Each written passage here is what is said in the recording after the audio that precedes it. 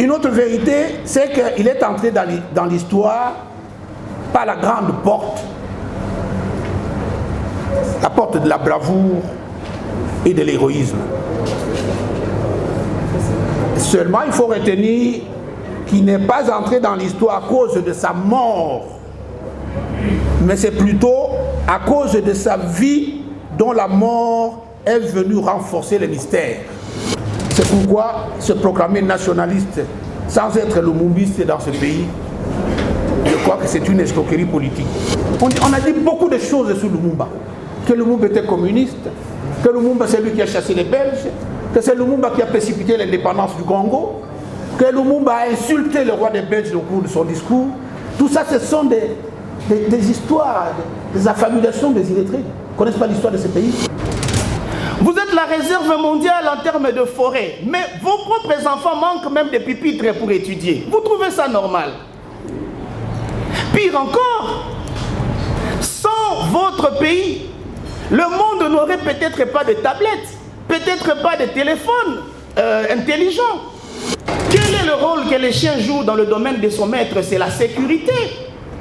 Mais quand le maître meurt, quand on partage l'héritage, les chiens ne tirent rien. Mais qui est ce Congolais qui profite de l'héritage ou de la richesse de son pays? Aucun.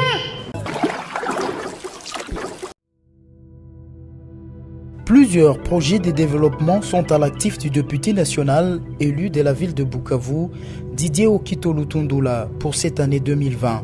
Proche de ses électeurs, le vice-ministre de l'économie nationale a porté sa contribution dans plusieurs domaines de la vie. Dans le domaine de la santé, alors que le monde fait face à la pandémie à Covid-19, Didier Okito, à travers la fondation Dole, a procédé à la distribution de 15 000 cache-nez aux habitants de la ville de Bukavu pour leur permettre de se protéger contre le coronavirus. La maison Stelman vous propose des prestations de qualité pour vos gâteaux de mariage, anniversaire ou autres événements. La maison Stelmag vous propose aussi des gâteaux personnalisés pour vos anniversaires ou autres.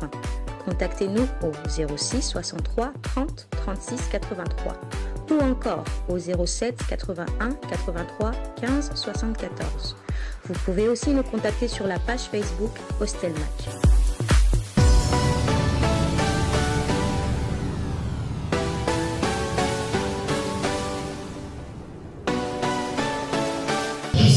Emery Lumumba, ce dernier mérite cette célébration, vu ses prouesses, vu ses actes significatifs pour le présent, ainsi que l'avenir de notre chère patrie, la République démocratique du Congo. C'est un geste très significatif de notre part que de nous souvenir de toutes les merveilles, du courage, du goût de la souveraineté, du goût de la démocratie que nous a légué ces grands hommes. Il est vrai que nous sommes le 16 janvier. Cette date de notre calendrier est déjà marquée par la commémoration d'un autre héros. Cependant, nous avons choisi ce jour par rapport au calendrier, par rapport aux agendas des différentes structures qui sont partenaires à notre organisation, mais aussi des différents personnages que nous recevons aujourd'hui. D'une autre manière, je voudrais dire que nous n'avions pas voulu asphyxier la journée de demain, qui verra déjà nombreux de nos invités de marque dans différentes autres activités.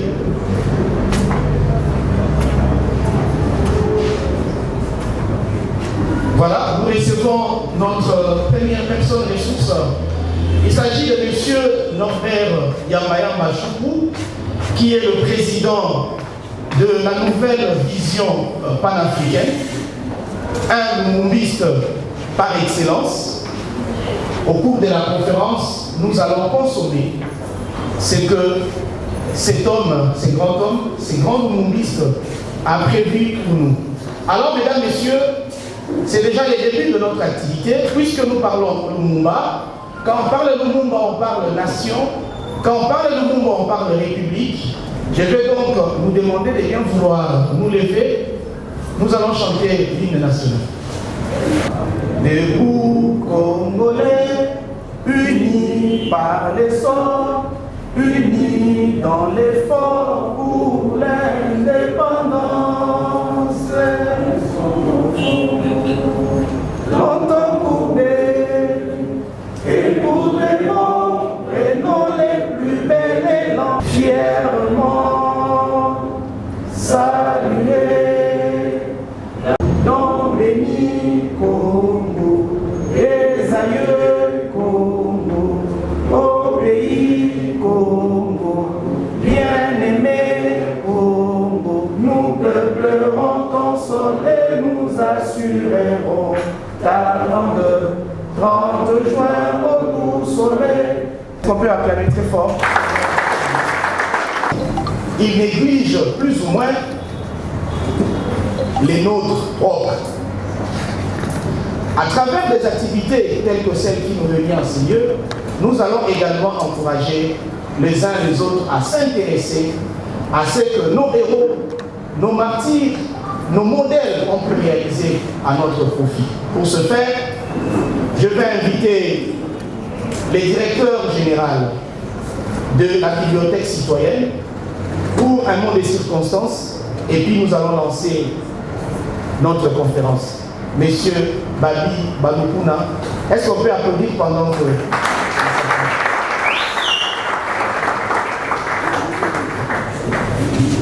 Bonsoir à tous.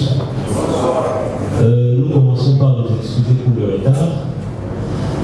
Ce sont les aléas de l'organisation et nous vous disons merci d'être là pour cette conférence et pour la suite du programme.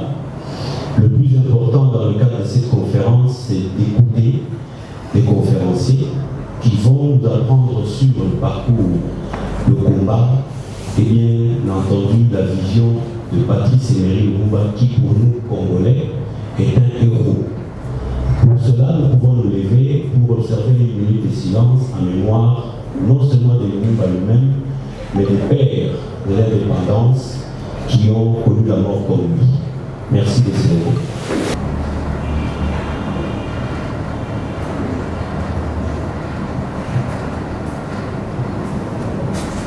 Merci à tous.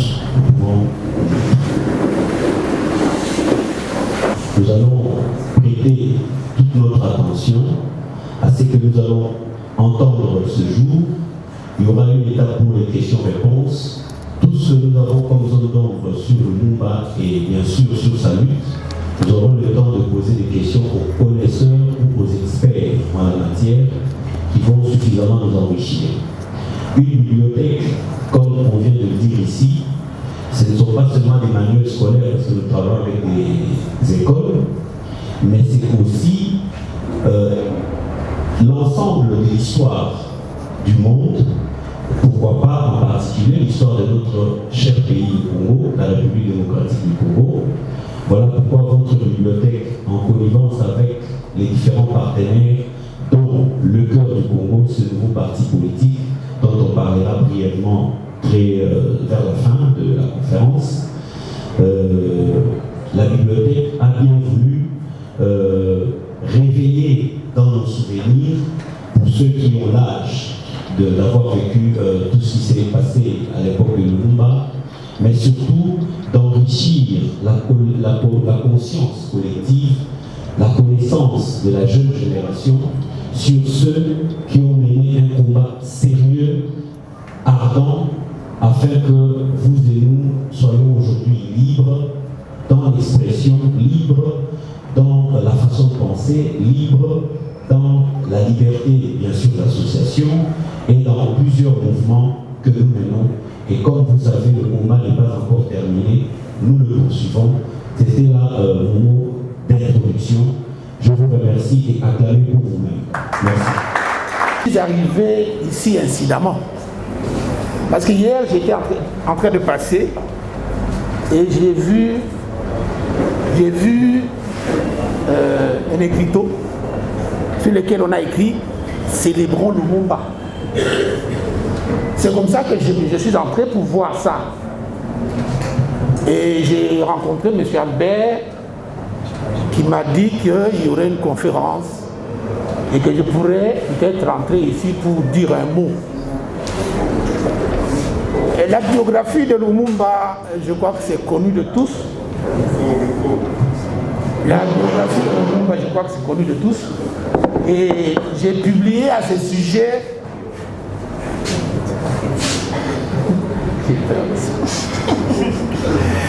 le coronavirus ici, c'est une histoire terrible. Il peut être en train de dormir là-bas. Je viens d'écrire, et c'est quelque chose qui sera publié à la fin du mois. Il vit à l'air libre pendant 10 minutes.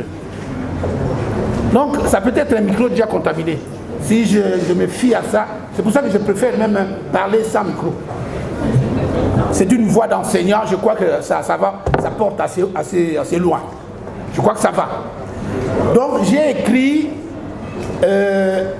une bande dessinée intitulée Patrice Lumumba le Congolais.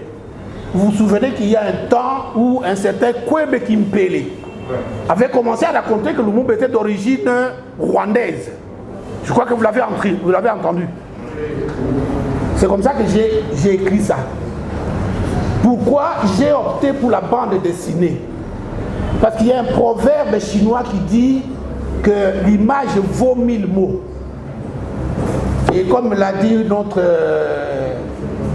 notre modérateur, si vous voulez cacher l'argent ou un trésor à un Congolais ou à un Noir tout simplement, mettez-les dans un livre et vous pouvez être sûr que vous le retrouverez, parce qu'il ne va pas le prendre.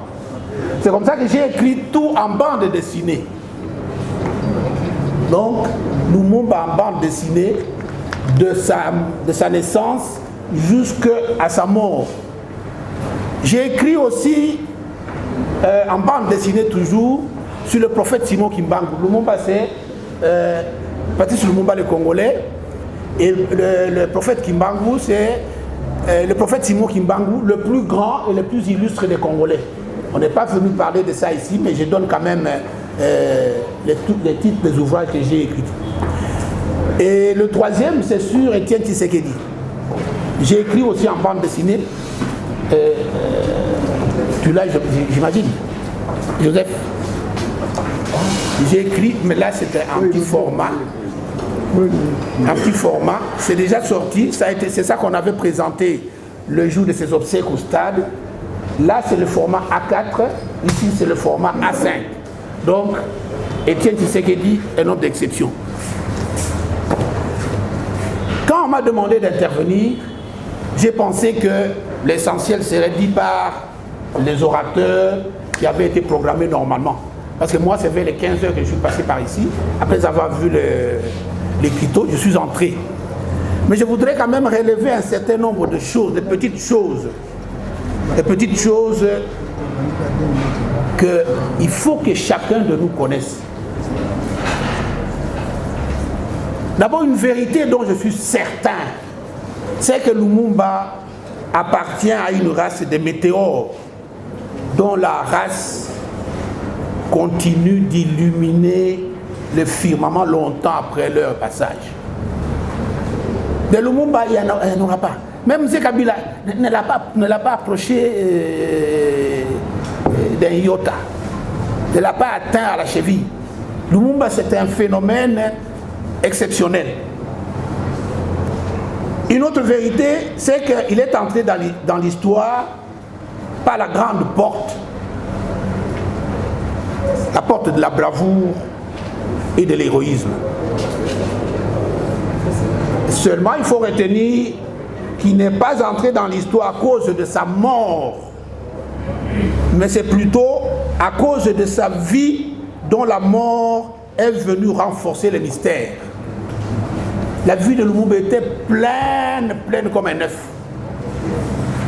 C'est pour cela que Lumumba se dresse immense et splendide dans la mémoire des peuples. Où est-ce qu'on ne le connaît pas? Lumumba est connu de partout. Lorsqu'il est mort, c'était pratiquement un deuil universel. C'est comme ça que vous trouvez des avenues, des rues, des monuments, des noms des écoles ou des universités ou des squares, et même, plus que ça, des gens qui ont donné le nom de Lumumba à leurs enfants. Je me souviens qu'en 2014, je crois, l'ex-président Marzouki de la Tunisie est passé par ici. Il a demandé à voir le monument de Lumumba. On l'a amené là-bas. Il est descendu de la voiture. Il s'est même mis à genoux. Et il a dit que quand il était encore étudiant, il était lumumbiste. Vous savez que les Tunisiens, ce sont des Blancs. Hein? Donc lui, Blanc, il dit qu'il est lumumbiste. Je peux encore comprendre que Sankara puisse dire qu'il est lumumbiste parce que c'était noir. Mais quand un Blanc vous dit qu'il est lumumbiste, quand Che Guevara vous dit qu'il est lumumbiste, quand Fidel Castro dit qu'il est lumumbiste, vous voulez qu'on dise quoi?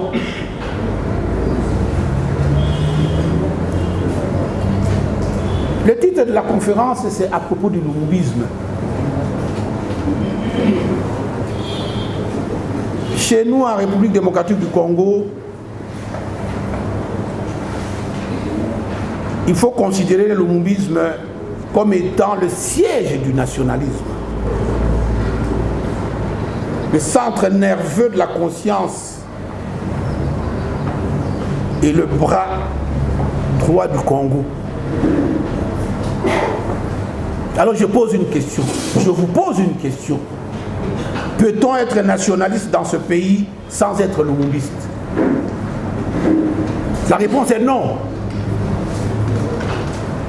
Parce qu'il est impossible, comme il est impossible à un chrétien de l'être sans croire en Jésus-Christ, à un musulman de se dire musulman sans se réclamer de Mahomet, nous pensons qu'il est impossible de se dire nationaliste dans ce pays sans être lumumbiste. Dans un de mes écrits, j'avais défini le lumumbisme comme étant un patriotisme actif. Ça veut dire quoi? Que le lumumbisme, c'est un concept globalisant, un concept qui finalement peut être utilisé dans tous les pays du monde, pas seulement pour le Congo. Quelqu'un qui aime passionnément son pays, c'est comme ça que vous avez entendu l'ex-président Kabila parler de la passion du Congo. C'est l'expression que j'ai sortie le jour où on a inauguré, où on a baptisé cet ouvrage Addis Lumumba le Congolais. Quelqu'un qui a la passion du Congo est lumumbiste. Et moi je pense qu'un Algérien qui a la passion de l'Algérie peut être aussi dit lumumbiste. C'est pourquoi se proclamer nationaliste sans être lumumbiste dans ce pays, je crois que c'est une escroquerie politique.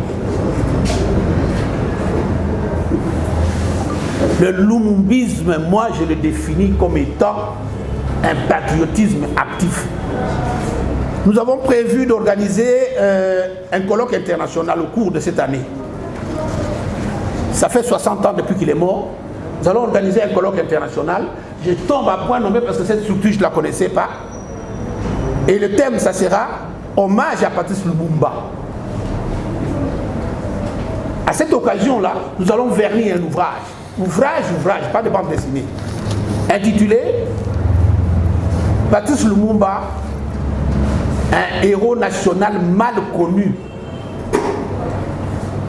On a dit beaucoup de choses sur Lumumba. Que Lumumba était communiste, que Lumumba c'est lui qui a chassé les Belges, que c'est Lumumba qui a précipité l'indépendance du Congo, que Lumumba a insulté le roi des Belges au cours de son discours.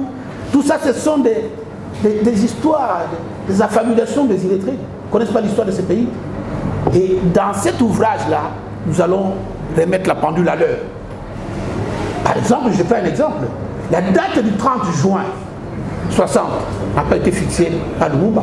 Lumumba était en prison à Bolouo quand la table ronde de Bruxelles a commencé à se tenir en février 1960. Lumumba n'est sorti de la prison que parce que les travaux ont bloqué Alors les Congolais, en ce moment-là c'était le Front commun, les Congolais ont dit si on ne libère pas, nous allons arrêter les travaux. C'est comme ça que le roi Baudouin donnera son avion personnel pour qu'on aille le chercher.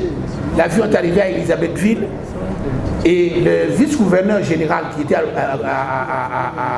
Elisabethville a envoyé ou est descendu lui-même à la prison de Bolouo pour le prendre. De Bolouo à Elisabethville jusqu'à Bruxelles. Le jour où il est arrivé, ce jour-là, c'était la grande fête. C'est à partir de ce moment-là que les Congolais ont commencé, ont accepté de reprendre les travaux. On a dit que Lumumba était le père de l'indépendance nationale. Ce n'est peut-être pas le lieu ni les choses. Je vous réserve la réponse et les détails pour cette histoire-là quand nous allons vernir cet ouvrage. C'était un petit ouvrage de 300 pages. À ce moment-là, les détails seront donnés dedans.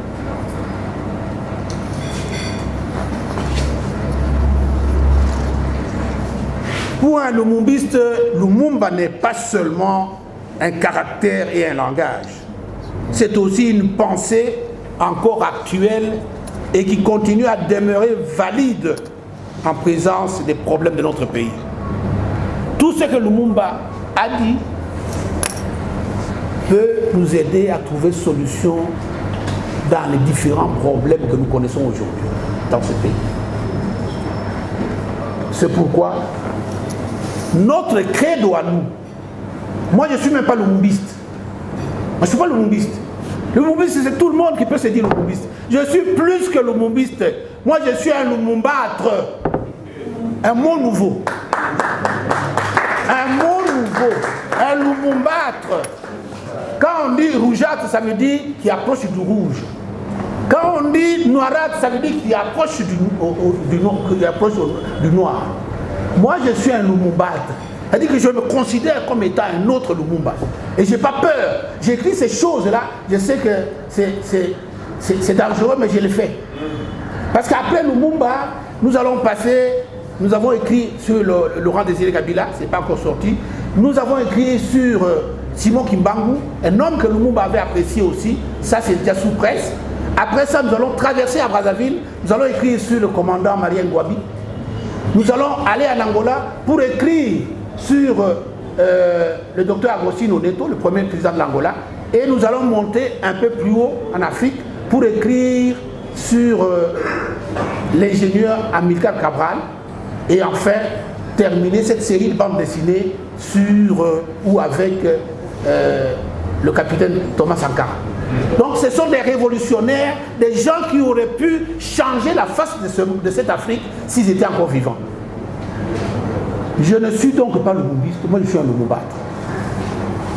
C'est pourquoi mon credo, moi en tant que lumumbâtre, c'est que Lumumba n'est pas mort et ne mourra jamais tant que le monde existera.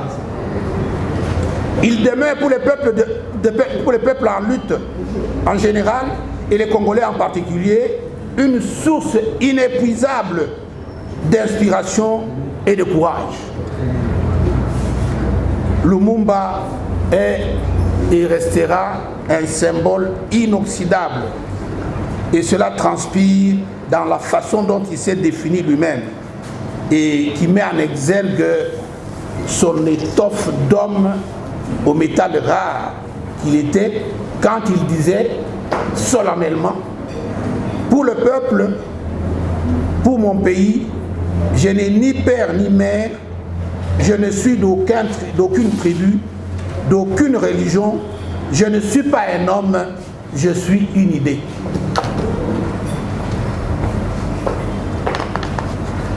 Lumumba, c'est quelqu'un de grand, de géant. Il y a quelqu'un qui aurait pu me compléter ici. Malheureusement, il est à Lubumbashi. Et quand on m'a dit qu'il fallait que je parle, nous avons échangé. C'est un écrivain aussi, pas Sulundula. Il a écrit une brique comme ça, intitulée Lumumba le Messie noir. Le mot Messie attendait au sens des rédempteurs, pas au sens des divins ou Dieu. Donc pour moi, Lumumba n'est pas mort, Lumumba ne mourra jamais. Parce qu'il est une idée, il a dit qu'il est une idée. Lumumba est une idée.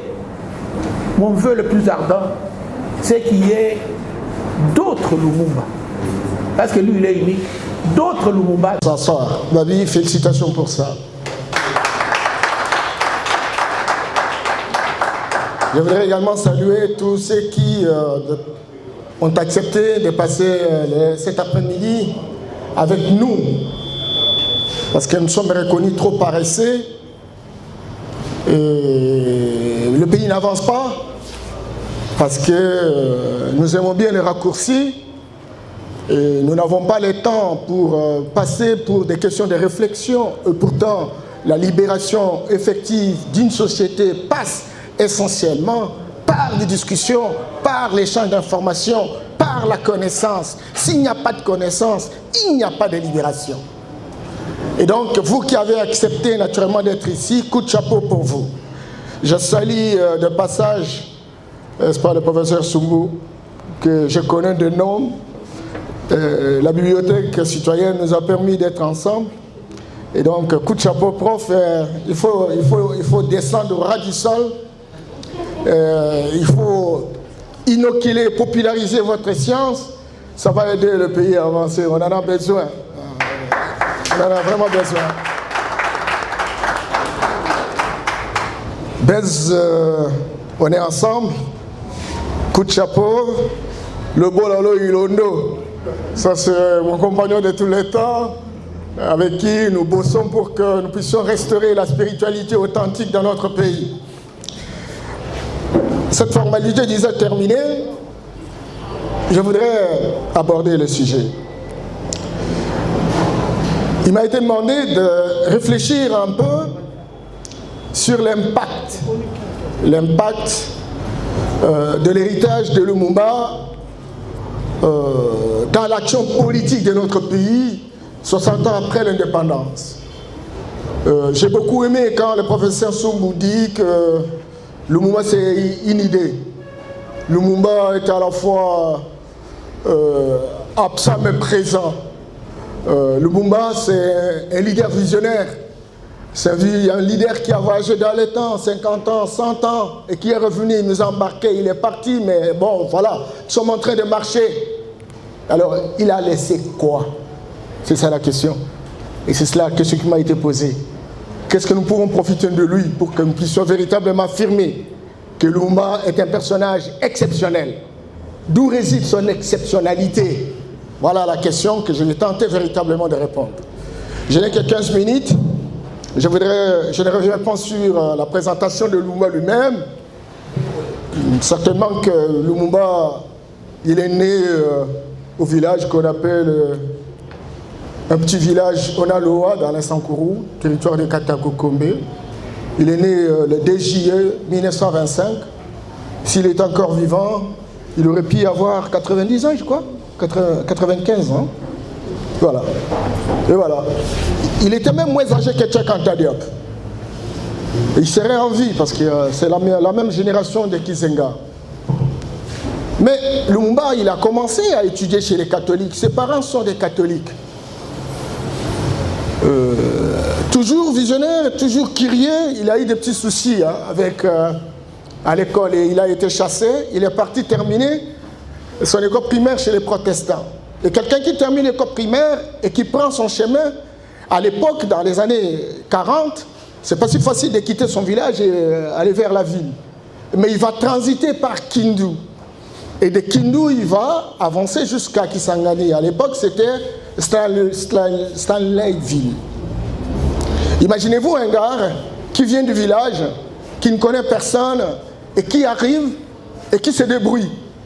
Il se rend finalement compte qu'il n'a pas véritablement terminé ses études, il se débrouille, il reçoit les cours du soir, et puis finalement, vers les années 44, il est engagé comme comptable au service de la poste. Et il ne s'arrête pas là, et Lumumba s'organise pour créer les associations. Il est resté président de plusieurs de marketing, ce qu'on appelle directeur commercial dans la société de vente de boissons. À l'époque, c'était Polar. Bon, Lumumba va progresser jusqu'à ce que la dynamique des indépendances commence. Et puis bon, voilà, il va créer, n'est-ce pas, le MNC. À l'époque, il y avait 3 leaders importants. Il y a Kasavubu, il y a Tshombe, il y a Lumumba. Et Tshombe, c'est un leader régionaliste. Il voyait le Katanga. Et Kasavubu, il voyait le Né-Congo. Mais Lumumba, lui, voyait tous les Congos, tous les Congolais. C'est très important. Et c'était ça, sa spécificité. Et c'était ça qu'il a émergé. Mais il a eu la chance, dans les années 59, 58, avec Ngalo Ampanadjila, avec Diomi Gaston, etc., ils seront invités par Kwame Nkrumah qui venait d'obtenir l'indépendance dans les années 57 au Ghana, un panafricaniste de haut niveau, docteur d'État aux États-Unis. Et bien voilà, il rentre, il donne du tonisme, et bien voilà, il va inoculer l'esprit, il va transférer une onction à Lumumba et tous ceux qui se sont présentés à restaurer nos empires, restaurer nos royaumes. Et il y aura quelqu'un qui sera choisi à l'échelle africaine. Et à ce moment-là, on peut vraiment discuter avec ceux qu'on a appelés des envahisseurs. Parce qu'aujourd'hui, on est divisé, on est saucissonnés comme des petits-enfants. Il y a États-Unis, Afrique. Japon, Afrique. France, Afrique. Chine, Afrique. Russie, Afrique. Turquie, Afrique. Mais lorsque les Africains veulent être ensemble, tous, ils refusent. Mais s'il faut travailler avec les Africains, eh bien, ils sont d'accord avec ça. Tout ça parce qu'ils savent que quand on est ensemble, on a une puissance. Avec cette puissance, nous pouvons bien négocier. Mais si... Et donc, 60 ans après, on a fait quoi? Kwame Nkrumah a été déboulonné. Modibo Keïta déboulonné. Sankara déboulonné. Amilcar Cabral déboulonné. Laurent Gbagbo déboulonné. Le colonel Kadhafi déboulonné. Et nous faisons quoi? Nous entendons réaliser quoi? Quand vous êtes là, mes frères, quand vous rentrez, commençons à réfléchir. Nous avons des bibliothèques. Nous devons travailler dur. Et pour terminer, Lumumba avait une qualité exceptionnelle. Lorsque j'ai lu Van Liert, qui est un Belge, il dit que c'est un homme qui dévorait des livres, vous ne pouvez pas vous imaginer. Il dévorait des livres nuit et jour. Quand vous avez intérêt, vous avez des ambitions, il faut vous armer. C'est comme ça que Tcheka Tadop disait, jeunes Africains, si vous voulez vous libérer, armez-vous des sciences. Mais les sciences se trouvent dans le livre. Je vous demande d'applaudir très fort la bibliothèque citoyenne, parce que c'est l'occasion que nous puissions davantage apprendre. Je vous remercie.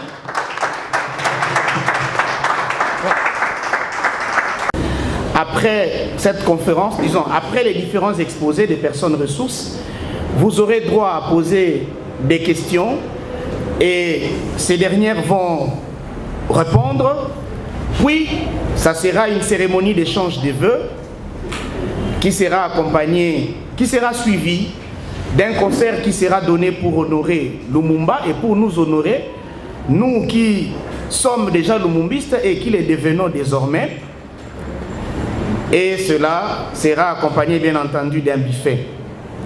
Cependant, avant de clôturer cette étape d'exposé, nous avons nous aussi en tant que lumumbistes, en tant que président de l'école patriotique, membre à la fois de la bibliothèque citoyenne, des Cœurs du Congo, de la nouvelle vision panafricaine et de l'afrocentricité. Pourquoi on n'applaudit pas pour moi? Nous allons partout où se trouve la connaissance et je ne sais pas si je saurais dire quelque chose d'intéressant en voyant mes maîtres à mes côtés, mais nous allons nous efforcer de les honorer. Voilà, chers compatriotes, nous nous posions la question: pourquoi nous autres ne parvenons pas à faire comme Lumumba?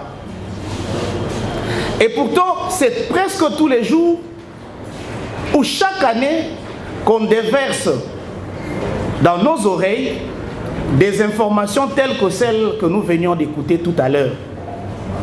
Mais nous ne prenons jamais de bonnes décisions.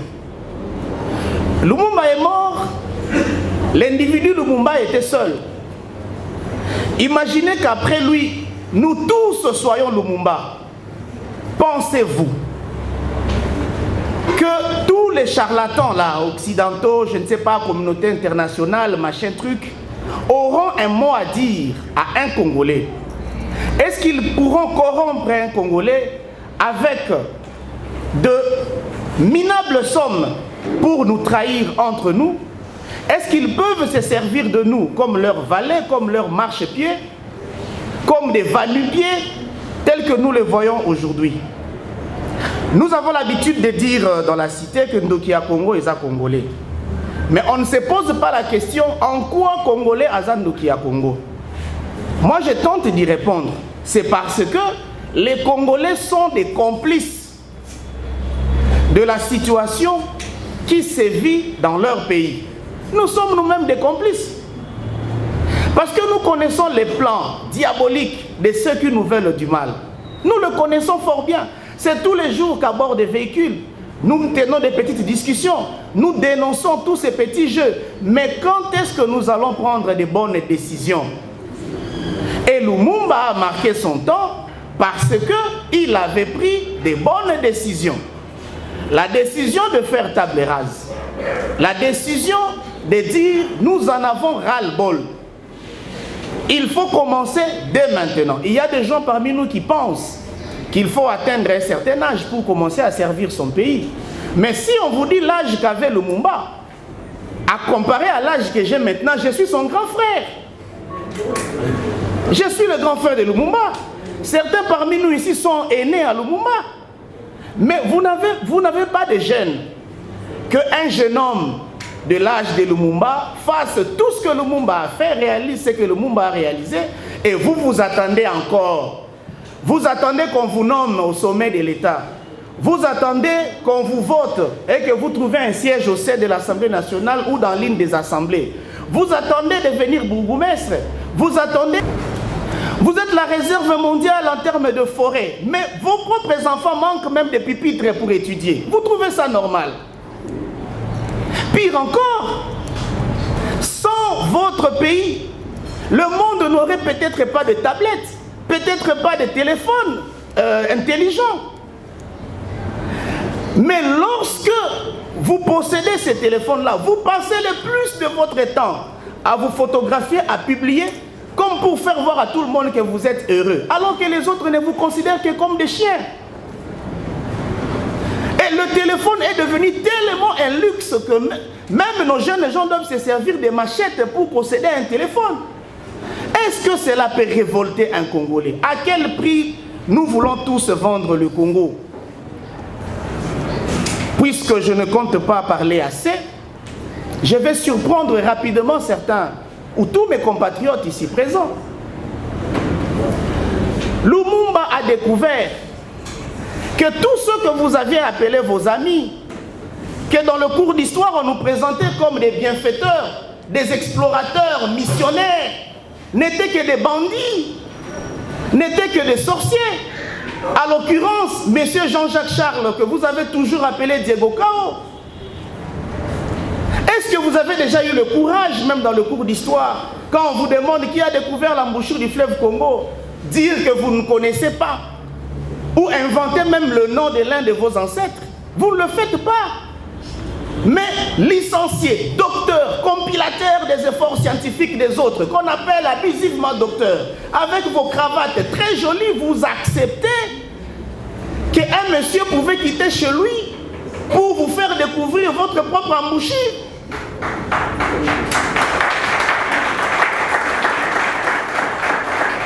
Bokao, c'est le seigneur des chiens. Si cet homme est seigneur, nous qui sommes ici, nous sommes qui? Lorsque nous nous maquillons, lorsque nous nous parfumons, est-ce que les autres nous considèrent comme leur vis-à-vis? Je suis convaincu qu'ils nous voient comme des chiens. C'est pourquoi ils ont conditionné notre vie comme la vie des chiens. Les exemples sont légion. Quel est le rôle que les chiens jouent dans le domaine de son maître? C'est la sécurité. Mais quand le maître meurt, quand on partage l'héritage, les chiens ne tirent rien.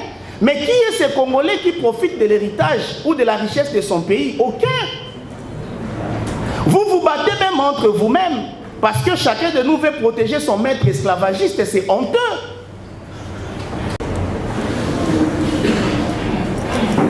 Quand les chiens accompagnent son maître à la chasse, c'est lui qui attrape les gibiers. Mais quand on prépare, vous connaissez la partie qui est réservée aux chiens. Vous et moi faisons des rangées matin, midi, soir devant les chambres froides, devant les vivres frais pour aller acheter ce qui revient aux chiens. Est-ce qu'on ne mange pas les mipandi? Est-ce qu'on ne mange pas les mbanga? Est-ce qu'on ne mange pas les mikila? Est-ce qu'on ne mange pas les michopo? C'est réservé aux hommes ou aux chiens.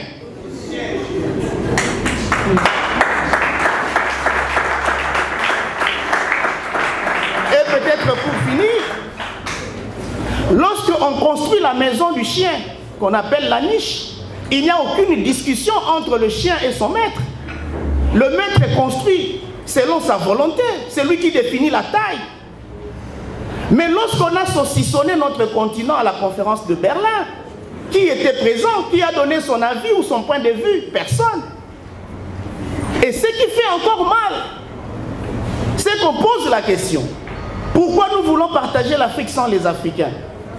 Un homme qu'on vous a prêché comme un grand évangéliste des valeurs dans le monde, Henri Morton Stanley, intervient pour dire « J'ai pris contact avec les maîtres des terres en Afrique. » Ils ont même signé ces documents pour dire « Désormais, les terres africaines nous appartiennent. » Nous pouvons donc décider à leur place. Qui est cet Africain, cette organisation africaine, qui a déjà réfléchi, même une seule fois, que l'Afrique tienne aussi un forum à la dimension de la conférence de Berlin, ne serait-ce que pour dire non à la volonté de Berlin? Rien du tout. Et quand Lumumba a découvert ces paradoxes, après avoir compris les éloges du passé, de l'Afrique, du Congo,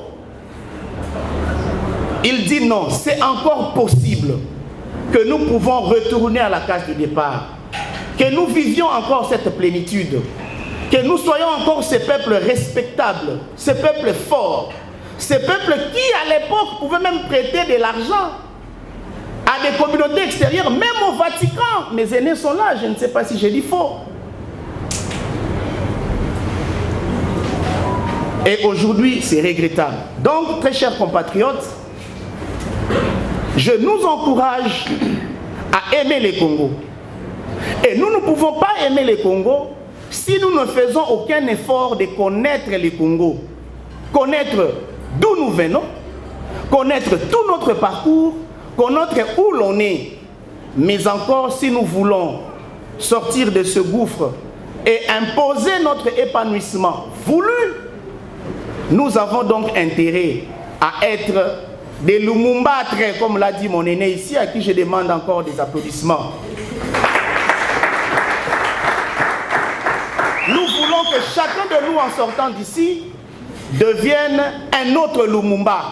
Et si nous sommes tous de Lumumba, je doute fort que l'on peut danser sur nous et que nous pouvons être aliénés, caporalisés, tel que c'est le cas aujourd'hui. Je passe ces messages en toutes mes qualités.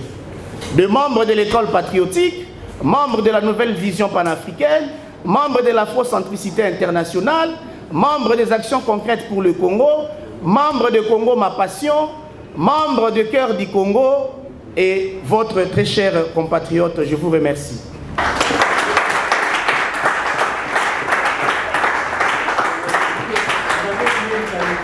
Membre de la bibliothèque citoyenne. Responsable de communication de la bibliothèque citoyenne.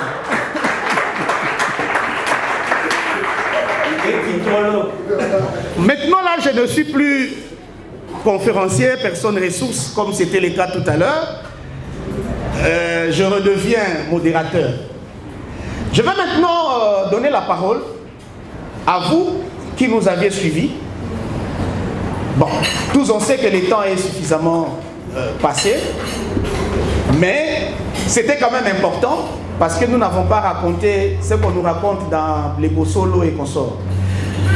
Je voudrais que plus ou moins 8 personnes interviennent pour poser des questions. Si on peut avoir 4 questions ici, 4 questions de l'autre côté, ça sera bonne chose. Mais j'encourage que les femmes aussi fassent quelque chose. Alors, qui sont partants pour poser des questions? Je veux voir d'abord 4 manifestations ici. 1, 2, 3. 4e personne, une femme. Plusieurs projets de développement sont à l'actif du député national élu de la ville de Bukavu, Didier Okito Lutundula, pour cette année 2020. Proche de ses électeurs, le vice-ministre de l'économie nationale a porté sa contribution dans plusieurs domaines de la vie. Dans le domaine de la santé, alors que le monde fait face à la pandémie à Covid-19, Didier Okito, à travers la fondation DOL, a procédé à la distribution de 15 000 cache-nez aux habitants de la ville de Bukavu pour leur permettre de se protéger contre le coronavirus. Il a également organisé plusieurs séances de sensibilisation contre cette pandémie. Des outils aratoires ont été distribués aux habitants dans le 56 avenue et des séances d'évacuation des déchets ont été organisées dans différents marchés de Bukavu. Dans le domaine social, la fondation Didier Okito a apporté son assistance aux victimes de plusieurs cas d'incendie enregistrés dans la ville de Bukavu. Ces de Nyamugo et de Funu n'ont pas été oubliés. Au chapitre des infrastructures, le pont Wesha reliant la commune de Bagira à celle de Kadutu a été construit. À cela s'ajoute le pont Rukumbuka reliant Igoki à Nyamiera, le pont reliant l'avenue Tchaï et l'avenue Igoki, ainsi que le pont reliant le camp Bien-Aimé à Essence Major Vangou. L'escalier de l'avenue de l'hôpital général a été également construit. Didier Okito a également apporté sa contribution dans la lutte contre l'insécurité à Bukavu avec l'installation de projecteurs solaires dans plusieurs coins de Moungu et de Nyamugo, quartier théâtre de l'insécurité, pour permettre à la population d'avoir accès à l'eau potable. Le vice-ministre de l'économie nationale et patron de la fondation Okito a également construit des bornes fontaines à Kalingira, dans la commune de Bagira. La belle femme ne peut donner que ce qu'elle a. Didier Okito a apporté une fois de plus sa pierre dans le développement de la province du Sud Kivu.